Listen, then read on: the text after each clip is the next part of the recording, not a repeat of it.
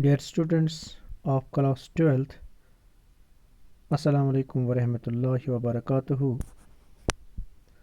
In today's class, we'll be discussing questions of the poem titled An Elementary School Classroom in a Slum, and we will also discuss some important stanzas for comprehension. Now, let us start. Question number first. Take the item which best answers the following. Tick the item which best answers the following. On question number first, the tall girl with her head weighed down means the girl. Now first choice is ill and exhausted. Number second, has her head bent with shame. Number third, has untidy hair. The answer is ill and exhausted. Part first. Question number B. The paper seeming boy with rat's eyes means the boy is. The paper seeming boy with rat's eyes means the boy is. The first choice is sly and secretive. Number second is tiny, hungry and weak. Number third is unpleasant looking. Now the correct answer is thin, hungry and weak. Number C part. The stunted, unlucky hair of twisted bones means the boy. The stunted, unlucky hair of twisted bones means the boy. Number first choice is has an inherited disability. Number second choice is was short and bony. The correct answer is has an inherited disability. Part first answer. Number D part. His eyes lives in a dream. A squirrel came in the tree room. Other than this means the boy is. Number first is full of hope in the future, mentally ill. Number third, distracted from the lesson. His lesson his he lives in a his eyes lives in a dream. A squirrel is came tree room in the tree room, and other than this means the boy is distracted from the lesson. Number C. Question number C. The children's faces are compared to rootless weeds. This means they are. Number first is are insecure or ill-fed or wasters, or we can say the best answer is or wasters. Question number 2. What do you think is the color of sour cream? Why do you think the poet has used this expression to describe the classroom walls? What do you think is the color, C-O-L-O-U-R, color of sour cream? What do you think the poet has used this expression to describe the classroom walls? The color, here sorry, correct the color यहाँ पे जो correct spelling है that is C-O-L-O-U-R. So this is an error, please correct it. The color of sour cream is pale and dull. The color of sour cream is pale and dull. The poet used this expression to describe the classroom walls because the walls were not freshly painted. The walls of the classroom were dull and were not beautiful. Now question number 3. The walls of the classroom are decorated with the pictures of Shakespeare, buildings with domes, world maps and beautiful valleys. How do these contrast with the word of these children? Answer A3. The various pictures on the walls are not similar to the world of these slum dwelling children because they have never got adequate facilities and education. They have always seen the crime happening around them. That's why it is said in the poem that for these children Shakespeare is a wicked man. Not only this, their world is dirty. Slum areas in which they live is continuously expanding.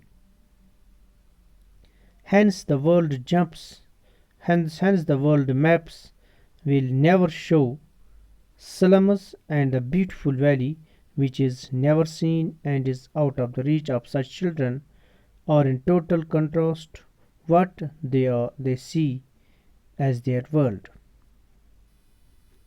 Let me repeat the answer and also the question of this question on that is question number 3. The walls of the classroom are decorated with the pictures of Shakespeare, buildings with domes, world maps and beautiful valleys. How do these contrast with the world of these children? Answer: the various pictures. It's answer A3. That's answer A3. And the various pictures on the wall are not similar to the world of these slum. The various pictures on the wall are not similar to the world of these slum dwelling children because they have never got adequate facilities and education. They have always seen crime happening around them. That's why it is said in the poem that for these children Shakespeare is a wicked man. Not only this, their world is the dirty slum area in which not only this, their world is the dirty slum area in which they live, which is continuously expanding. Hence the world maps, which never shows slums and beautiful valleys, which is never seen and is out of the reach of these children, are in total contrast what they see as their world. Now, question number 4. What does the poet want for the children of the slums? How can their lives be made to change? Answer: the poet wants the gardener, inspector, and visitor to visit the school. It is A4. That is answer of the question number 4. The poet wants the gardener, inspector, and visitor to visit the school. He wants them to see the plight of these kids and do something for their betterment. These kids should be provided with best amenities in order to make their life better. He wants these kids to visit beautiful places which are granted by the nature with its beauty. This will instill a hunger in them to study in order to make their life better. Right? Let me repeat the answer. The poet wants the gardener, inspector, and visitor to visit the school. He wants them to see the plight of these kids and do something for their betterment. These kids should be provided with best amenities in order to make their life better. He wants these kids to visit beautiful places which are granted by the nature with its beauty. This will instill a hunger in them to study in order to make their life better. Now, important stanzas for comprehension. First stanza. Read the stanza given below and answer the questions that follow. Far from gusty waves, the children faces like rootless weeds, the hair torn around their pallor, the tall girl with her weighed down head, the paper seeming boy, the rat's eye. Question. Now the questions follow. Question number first is: where do you think are these children sitting? Answer: these children are sitting in the school classroom in a slum which is far away from the winds or waves blowing strongly. Question number B part: how do the faces and hair of these children look?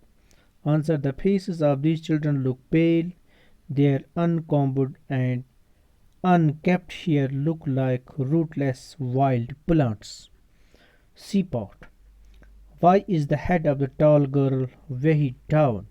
Answer is C part: the head of the tall girl is weighed down by the burdens of the world. She feels depressed, ill, and exhausted. C part D part: What do you understand by the paper seeming boy with a rat's eye?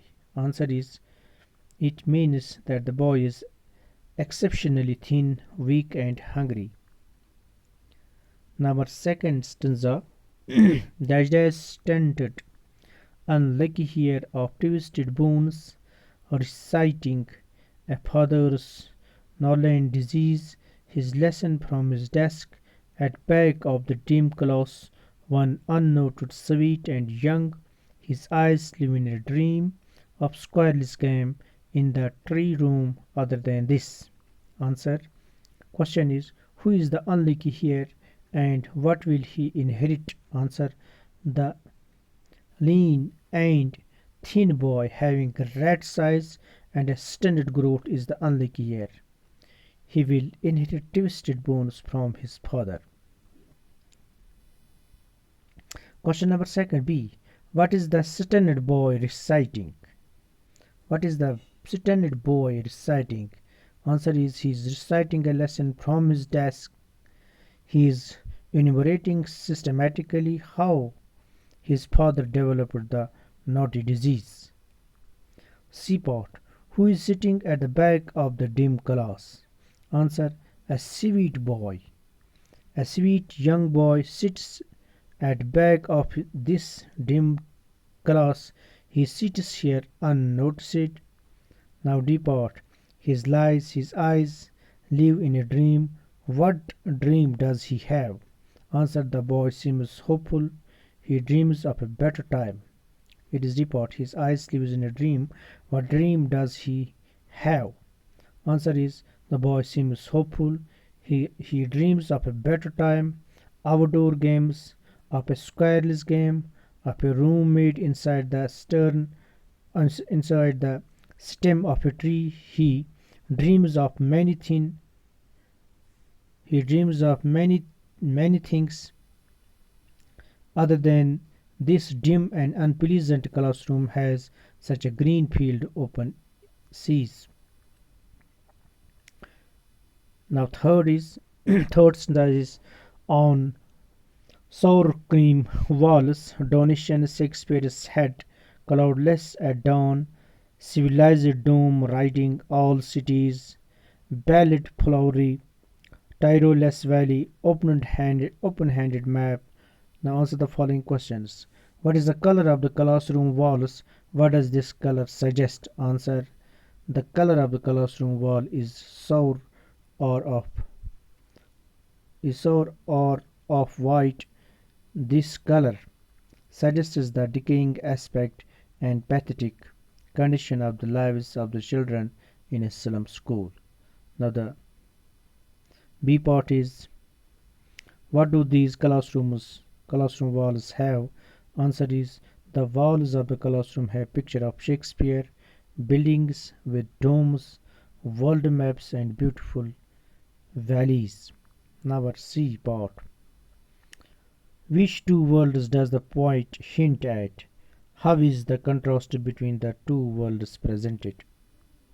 Answer. The poet hints at two worlds, the world of poverty, misery and malnutrition of the slums, where the children are underfed, weak and have stunted growth.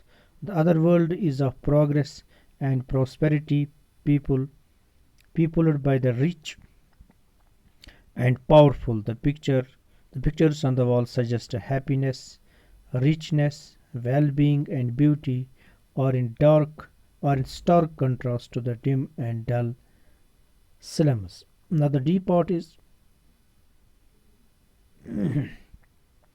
explain open-handed map first, and the second is awarding the world its world.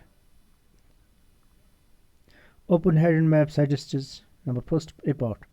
It is question number D, first part.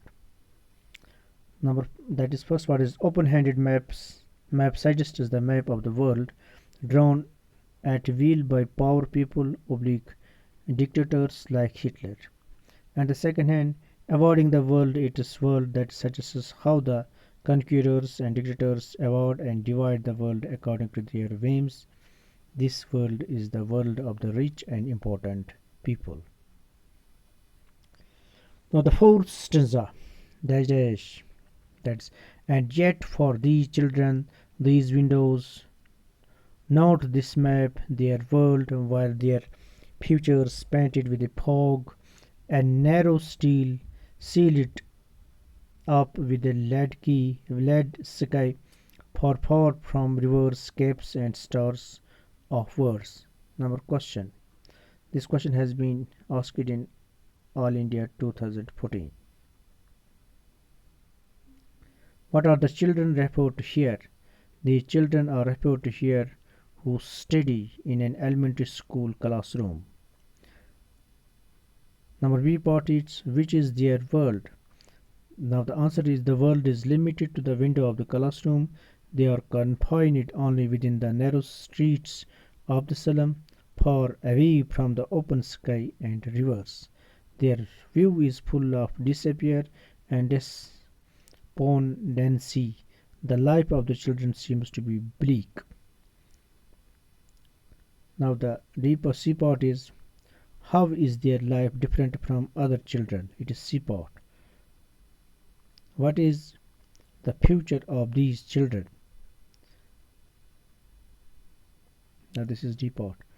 Now C part is how is their life different from that of the other children? Answer. The slum children spend their life only in narrow streets of the land. They do not get the basic necessities of life. They are deprived of food, clothing, and shelter. But the main thing that they differ from the other children is freedom. They do not enjoy the freedom of life. Now, D part is what is the future of these children? Answer. The future of these children is uncertain and bleak. Now the part fifth, surely Shakespeare is wicked, the map a bad example, with ships and sun and love tempting them to steal for lives that slyly turn in their cramped holes from fog to endless fire night. Question. Who are them referred to in the first line? Answer. Here them refers to the who. Question is who are them referred to in the first line? Answer. Here them refer to the children studying in a slum school. Now what tempts them? Question B part. This is all beautiful things like ship, sun and love tempt the children of slum school. C part is what does the poet say about their lives? Answer. The poet says that the children spend their lives confined in their cramped holes like rodents. Their bodies look like skeletons because they are the victims of malnutrition. Their steel framed spectacles with repaired glasses make them appear like the broken pieces of a bottle scattered on stones. Their future seems to be bleak. Now, question number D. Explain from fogged endless night.